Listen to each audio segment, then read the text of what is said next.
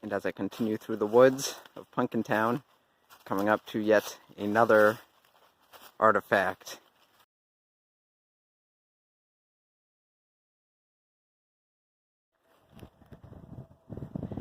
Alright, welcome back to another hiking adventure. Today, we are on what is left of an old road. A village once lived on this road. It existed from the early 1800s to the early 1900s. So we are going to go walk down this road, walk back in time, if you will, and see what remains of this old village, the old village of Punkintown, here in Maine, between the towns of South Berwick and Eliot. And as we continue our way through the woods of Punkintown, just a little history on the village. At its peak, it had about 40 residents, about 10 families.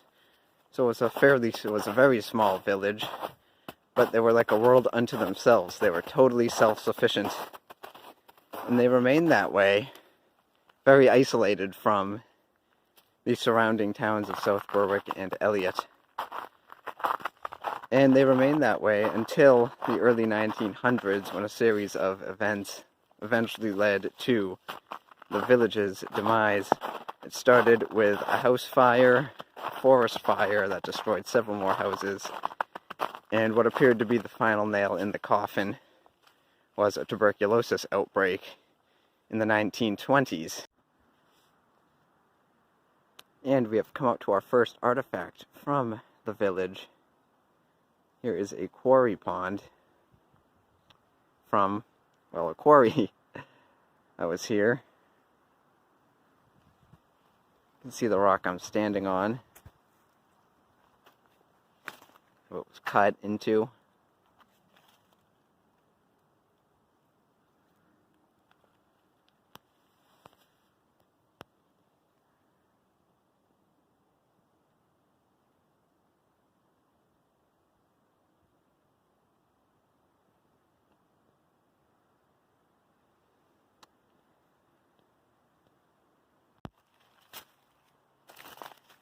Someone better call Dot.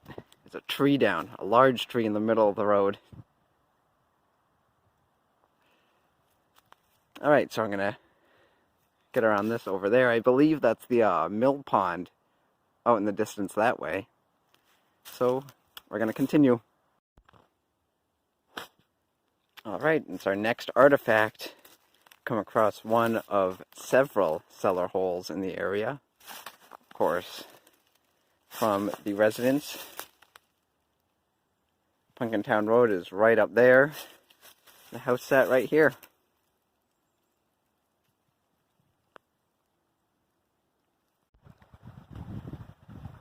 Alright, we've come up to a stream.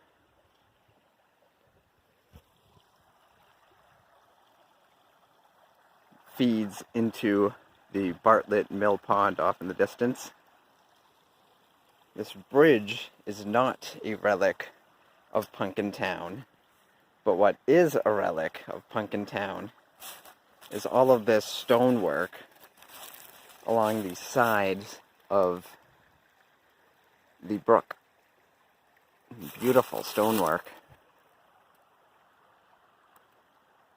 There was a lot of quarrying going on in this village.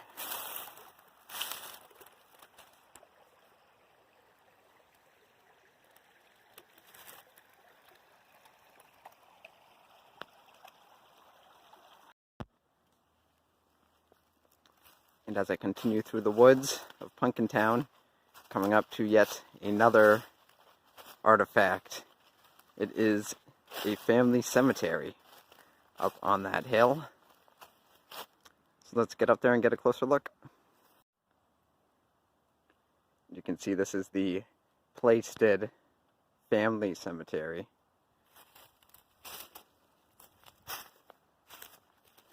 Here, lost and forgotten in the middle of the woods.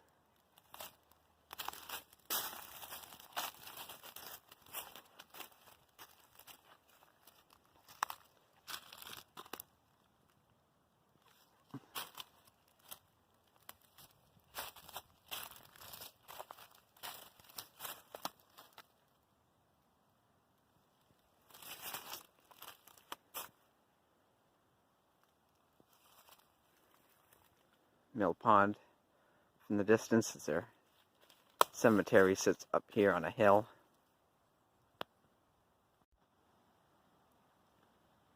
Just listen as I pan around.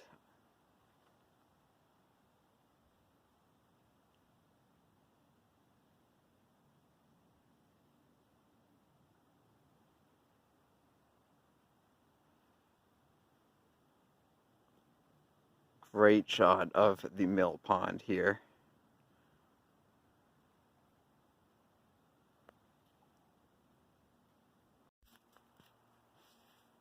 Here's a rock here that seems to have been quarried from. You can see these perfectly straight walls here on either side. So it looks like they may have gotten some stone from here as well. See another smaller one right there. There's a nice shot of the pond. Little nook here.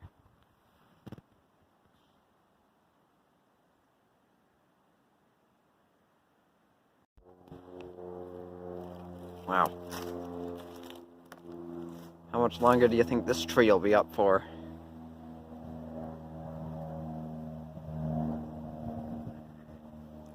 As you can see, Punkintown's inhabitants now include beavers.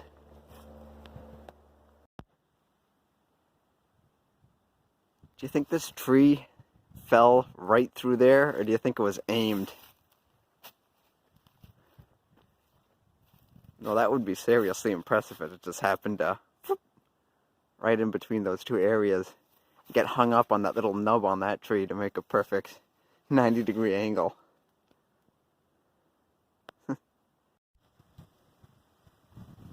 Alright, I have reached the top of Swayze Hill, what may have been the high point of Punkintown.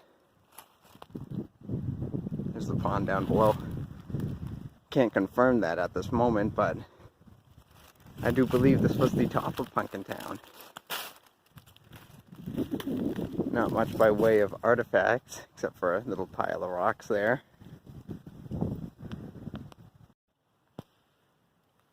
There is a telltale sign of some quarrying. You can see right there where they stuck the nail in, where they pounded the nail in to split the rock.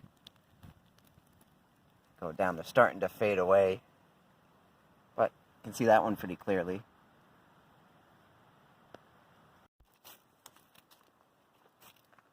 can imagine how different this was 100 years ago. A little over 100 years ago, at the height of the village. The people that lived here that would be walking down this road, going about their daily lives. The area's been totally reclaimed by the forest.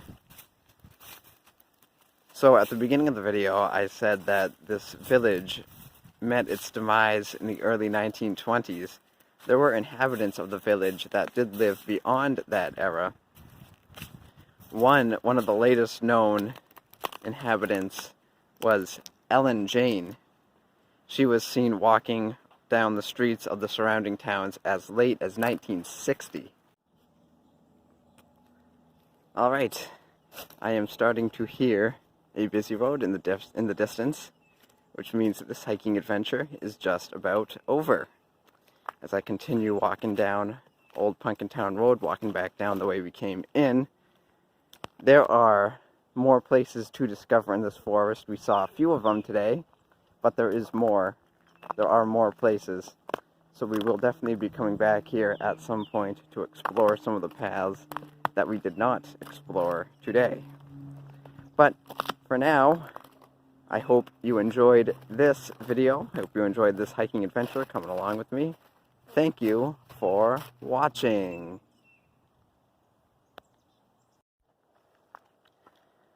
Alright, welcome back to another hiking adventure.